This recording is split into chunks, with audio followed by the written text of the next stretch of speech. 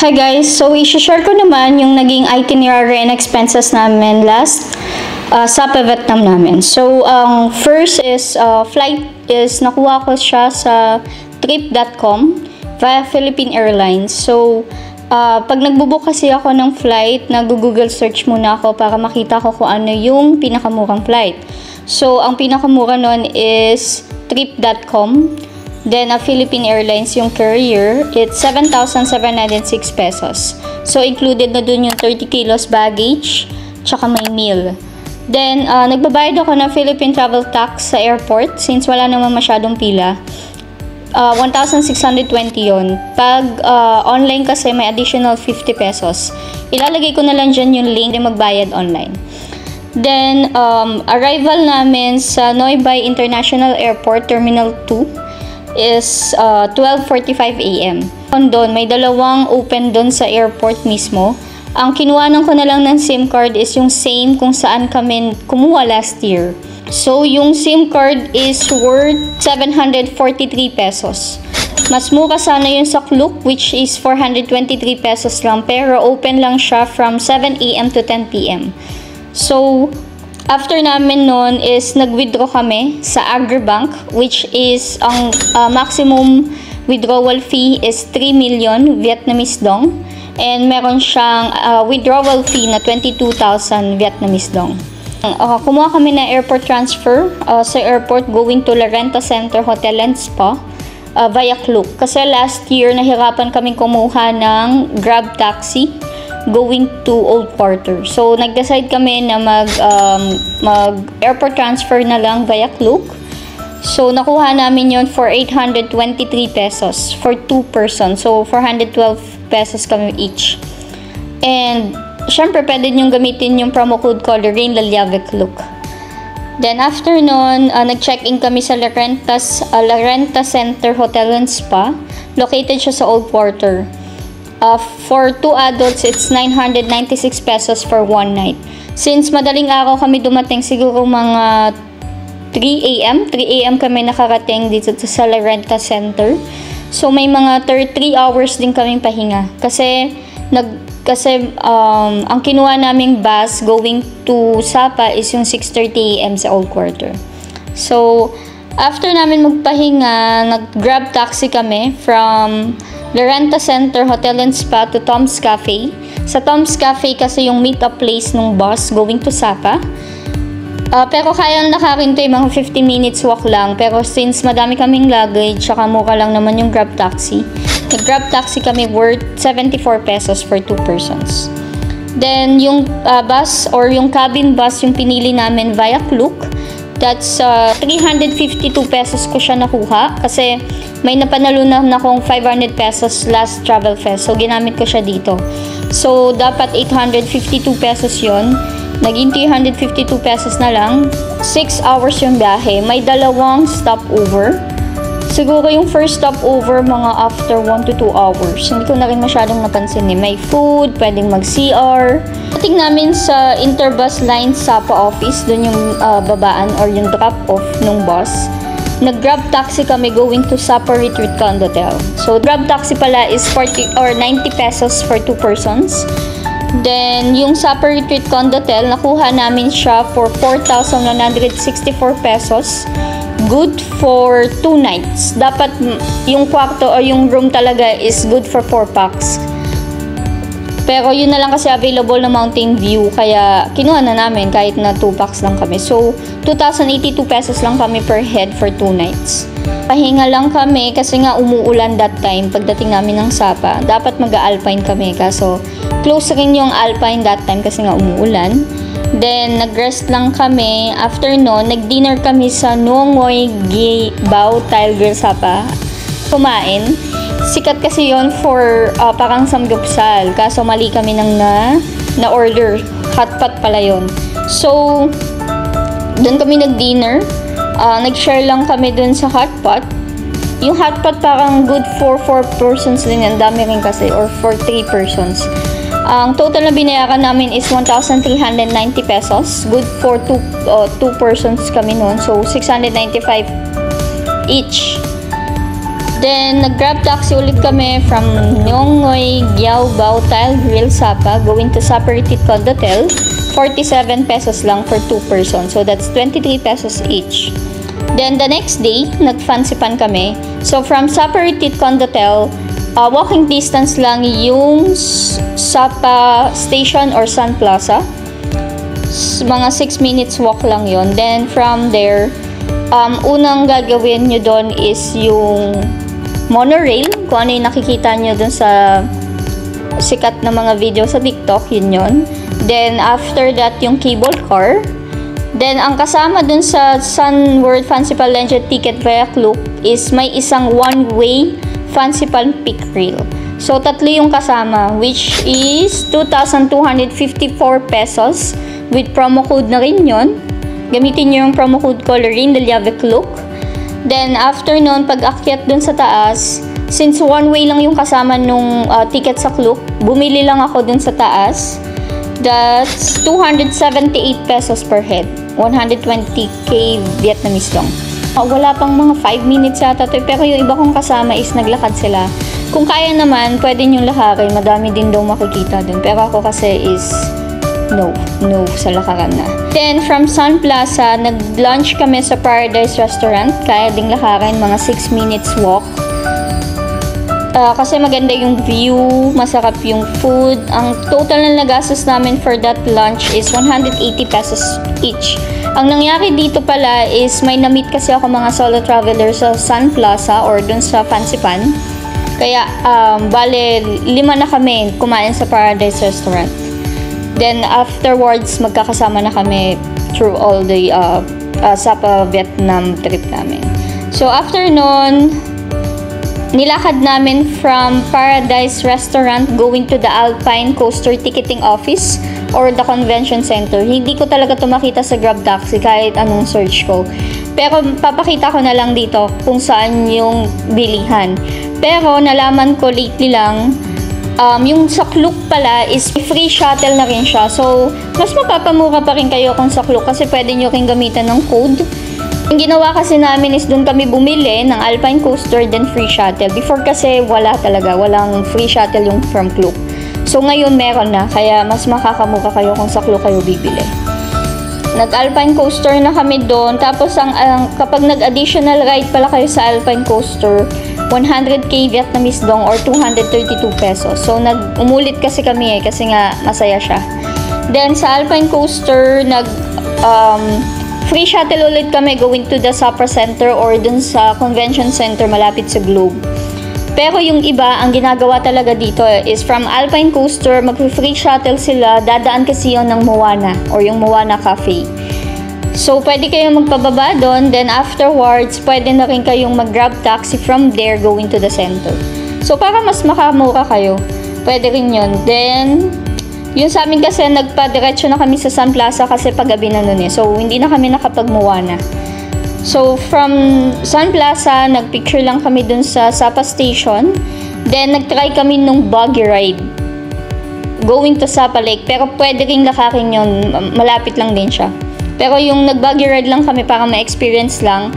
Ang napansin ko lang dun sa buggy ride, per ride siya, 50,000 Vietnamese dong. Kahit ilan kayo. I mean, katulad namin, 50k yung going to Sapa Lake. So, naghati-hati lang kami, 10,000. Kasi, yung isang solo traveler na nakasama ko, ang sabi niya, nagtry siyang magtanong sa ganun. Ang singil sa kanya is 50,000 din. So, meaning, kahit mag-isa ka or madami kayo, 50,000 lang yung isisingilin sa inyo. Tapos, nag-dinner kami dun sa sikat na may black chicken na nasa loob ng pumpkin sa Nahang Okoy Ho Restaurant. 433 pesos kami per head. Masarap yung food, masarap yung chicken kasi nga local nila yung delicacy. So, tinikman namin. So, nasa loob siya ng pumpkin. Yung soup niya is pumpkin, then black chicken siya. Then, first time ko makatikim ng horse. Meron din kasi kaming binili doon na horse meat. Then, nag-Hanoi beer lang din kami doon. So, naka 433 pesos kami per head. So, the third day, nag-Sapa Silver Waterfall and Cloud Dragon Skywalk kami. So, first, nag-breakfast kami sa Retreat Condotel. Free yung breakfast 6 a.m. to 9 a.m. yata yung breakfast. Then, nag-check out na rin kami that day. Rent kami ng private car. Nakausap ko lang siya via WhatsApp. Nakuha ko lang din yung number niya sa group may nag-recommend. So, yun. Nakausap ko siya before ng travel date pa namin. Then, dapat dalawa lang kasi talaga kami. Dalawa kami magkasama. So, since nakasama ko yung mga solo traveler, 5 na kaming naghati-hati. Yung 7-seater na sasakyan is 700k Vietnamese dong. Good for 5 packs na yun. Pero, lumagpas kasi kami sa oras. Ang bigay niya kasi talaga ng oras is 9 a.m. to 2 p.m. So, nakabalik kasi kami ng Sun Plaza noon ng mga 4 p.m. So, nagpa-add siya ng 100k. So, 800k Vietnamese dong. Ang total na binayaran namin is 371 pesos per head. Included na dito yung Glass Bottom Bridge, Heaven Gate, tsaka Ferry Valley. Yung mga ticket or yung entrance ticket is nabili na namin sa Klook. So, ang Glass Bottom Bridge plus elevator is 1,107 each with Klook promo code Lorraine Laliave, Klook. Then, meron din mga activities doon. Kinay din nung solo traveler yun eh. Papakita ko na lang. Then, nag-lunch muna kami sa Nahang Song Ni Sapa. Tag for 464 pesos kami. Then, sinama na rin namin yung driver para kumain ng lunch. After nun, tsaka kami na Heaven's Gate and Ferry Valley. Magkatabi lang kasi yun. So, binili ko din yun from Klook. 663 pesos with promo code. Yung Heaven Gate tsaka Ferry Valley, medyo may lakaran yung Heaven Gate eh. Aakyatin nyo talaga yung sikat na picturean doon. Papakita ko na lang dyan. Tapos yung Ferry Valley, meron namang parang buggy ride din, o yung parang golf cart. So, lilibutin nyo naman yun. Then, after nun, nagpahatid na kami sa Saperitit Condotel para kunin yung luggages namin kasi lilipat kami ng Pistachio Hotel Sapa. Eto, madaming nagtatanong kung bakit kami lumipat pa. Wala lang, para matry lang namin yung ibang hotel since mura lang kasi yung hotel sa sa Vietnam. So, nag 4-star hotel kami sa Pistachio Hotel Sapa. By the way, nagpahatid din kami dun sa private car from Sapa Retreat Condotel going to Pistachio Hotel. Siningil sa amin is 27k. Kasi nga, sabi namin depende pa rin sa Grab taxi rate. So, sabi niya, okay. So, that's 63 pesos lang. Malapit lang sana tayo kasi madami kaming luggage. 63 pesos. So, for 2, 31 pesos lang per head. Then, bayad namin sa Pistachio Hotel Sapa is 3,654 pesos. Pwede nyo rin i-book to sa Klook. Mas makakatipid din kayo. Lorraine Laliave Klook lang gamitin nyo lagi for your booking sa Klook. So, ang per head namin for one night is 1,827 pesos. Isipin mo, that's a good hotel na rin. For 4-star hotel, may indoor pool, may infinity pool. Basta madami silang amenities. So, after nun, nagpahinga lang kami muna. Then, nag-dinner kami sa Nahang Phong Mai. Recommending kasi to ng isang solo traveler na nakasama namin kasi nga madami daw kumakain na locals. Then kumain na rin siya doon, kaya doon kami nag-dinner. Ang kinain namin doon is yung pho tsaka yung parang pizza. Ang tawag kasi nila is parang pizza eh. Ang masarap din, 30k Vietnamese dong yun. Then ang nakain lang na, ang total na pinaghatian namin since 4 kami nung kumain kami doon is 139 pesos each. Okay, so by the way, from Pistachio Hotel going to Phong Mai is naglakad lang kami kasi malapit lang din to sa center. 4th day. Ito is last day na namin, pero yung iba namin kasama is nauna na rin going to Danang, yung dalawa going to Hanoi. Basta dito nagkaiwalay na kami, mga after lunch umalis na sila. So, nag-breakfast kami sa Pistachio Hotel. Ito, sobrang sarap ng food nila doon at ang daming choices. Then, nagpahinga lang kami para masulit yung hotel, yung room namin. Nag-check out kami ng 1 p.m. Then, iniwan lang namin yung luggages namin dun sa reception or parang lobby area. Then, nilakad namin going to Cathedral. Yun, para makita ko lang. Then, ito, isang pagkakamali ko, hindi ako nag-Google Maps. Napakalapit pala ng Viet Trekking sa Pistachio Hotel. As in, parang 2 blocks away lang, malapit lang siya.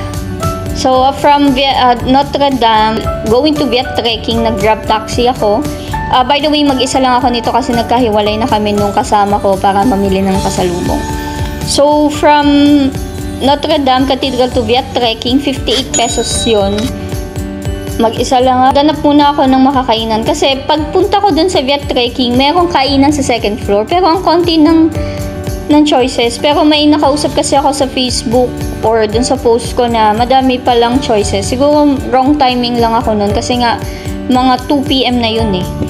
So, naganap ako ng malapit. Ang nakita ko is yung Abeo Sapa Restaurant.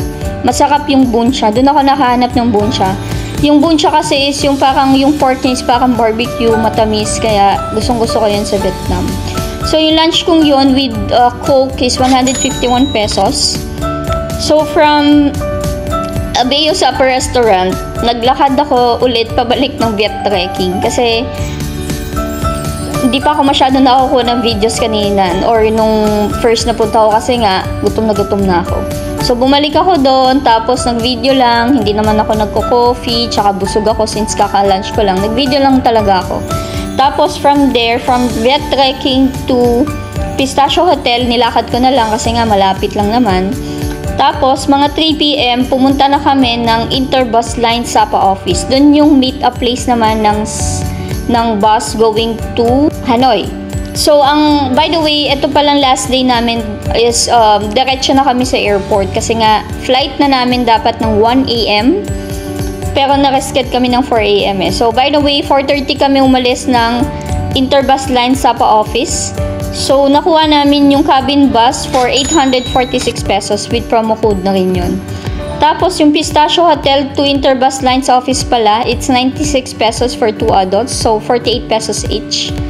Tapos, from the airport, tumambay ako dun sa Songhong Premium Lounge kasi free yun for JCB Platinum RCBC card. Tapos, 3 hours ako dito, natulog ako, kumain, inano ko talaga, sinulit ko. Then, yun, ang flight namin 1 AM, nakaskad siya ng 4 AM, so tambay sa airport.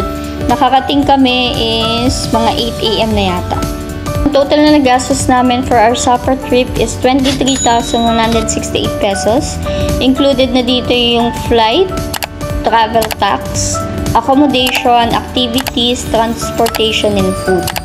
Mapapansin nyo, yung food kasi namin is, or sa breakfast is free naman. Then sa food, sobrang mura naman kasi ng food or mga bilihin din sa Vietnam eh. So, sobrang tipid din ito.